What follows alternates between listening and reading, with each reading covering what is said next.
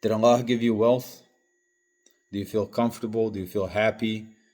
Do you feel that God is blessing you because of all that He has given you? Do you feel blessed? Do you say Alhamdulillah? Well, if you do, then you need to understand that this is the most dangerous state any Muslim can find himself in, because this is most harmful to the soul and most difficult to see. This is our nature. When we are comfortable, when we get things our way, when we get what we want, we feel like we are being blessed. But what we should recognize as Muslims is that we are being tried. Allah tells us in the Quran, in the 64th chapter, verse 15, your possessions and your children are only a fitna. They're only a trial, and God it is with whom is a great reward. God also tells us in the Quran, in the 23rd chapter of the Quran, verses 55 and 56, do they think by what we help them with of wealth and children that we are hastening to them of good things? No, they do not perceive.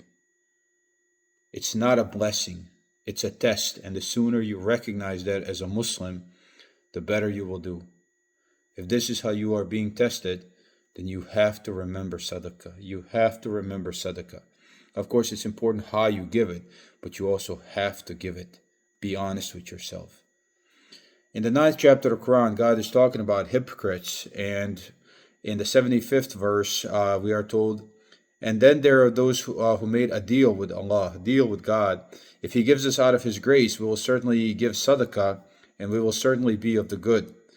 But when He gave them out of His grace, they became stingy of it, and they turned away, they became averse. So what happened to these people who, when they got wealthy, became stingy? Well, God tells us He made hypocrisy, nifaq, that the most destructive thing that any Muslim can acquire. Hypocrisy to follow as a consequence into their hearts till the day when they shall meet Him, because they failed to perform towards Allah what they promised, and because they told lies. Imagine that. You spend your whole life living comfortably. You're wealthy. You feel blessed. You feel like Allah has favored you.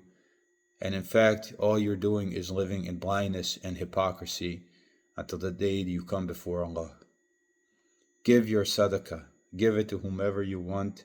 There, Allah tells you who you should give it to, your family, the orphans, and so on. But give it, especially if you are wealthy. Fight that stinginess. Stinginess is within all of us. Don't feel bad if that you feel that way, but you have to defeat that. We all do. And this is what Islam teaches us.